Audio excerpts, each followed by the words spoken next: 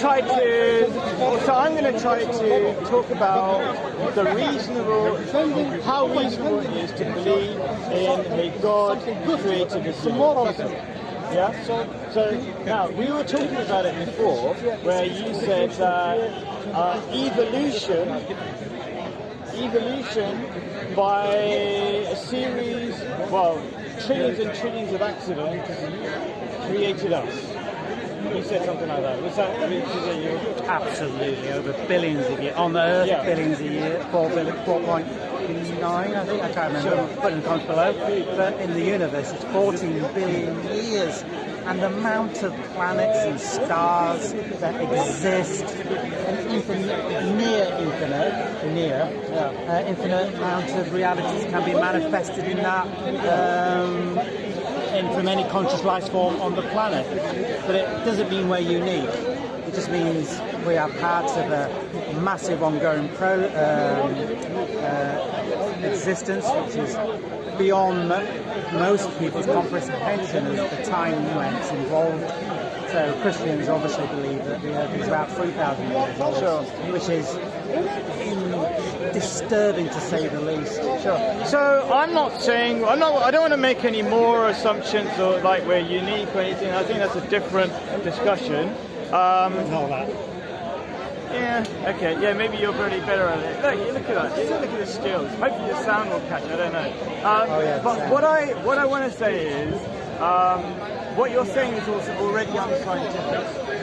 Okay? So, and it's not logical, it's kind of counter your own experience.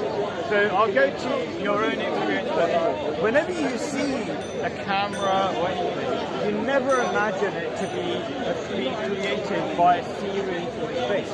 It always takes intelligence to detect that. Okay? And it's due to science, if we need the science to even explain that simple piece of logic, there's a thing called entropy, and it basically says that you only go from a higher level organization to a lower level organization. So it's not possible that we, who are incredibly organized, could have been created by a series of mistakes. Because that series of mistakes suggests that you had no organization at the beginning. That's what the idea of a universe that has no God at the beginning of it, that requires there be no organization, and then slowly more and more organization. That's exactly the opposite of science, which is entropy. That's your misunderstanding of entropy. That's all that. Sure.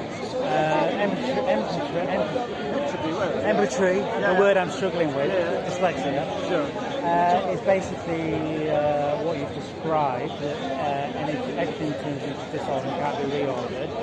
But order is something that is perceived and then judged upon. So the order is basically the empatry. Whatever the word is, begin with the N word. No, not the N word, but the EN word. The EN word. Yeah. We can exist without matter breaking down, so we need energy to break down. So if things didn't break down, we can feed, we wouldn't have fire, we wouldn't have the sun. So the reason why we do have the sun, that we can eat food, that our cells can be fueled, is because of the basic principle of empatry. But order is... So I think you disagreed with me before in terms of what entropy is, which is it starts from a higher level organisation to a lower level organisation. You're perceiving order and judging. Well, they didn't say, the law doesn't say perceived, by the way, but what you're saying is are you saying there's perceived order in the world? So it's not real necessarily. Everything that that enters your mind, your consciousness, is merely perceived by the brain, and the brain turns it into a viable and workable tool to be able to translate and understand the reality around you. Meaning that you can apply order to reality, like the tree over there is a tree, and it gives me food at this time of year. And and I can exist as a consciousness. If everything's just perceived, that means we can mix up order and disorder all the time, which would be really damaging to your psyche, your mental health, because you wouldn't know. Like you go into, if I'm a teacher and I can see everybody shouting and I go, oh, I'm just perceiving a crazy class of disorder. I don't think that's a realistic way of looking at the world.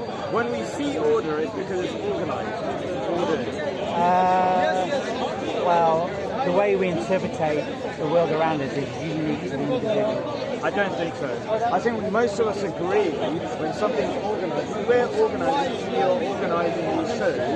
We're organising, we don't just perceive it. We agree on that organisation.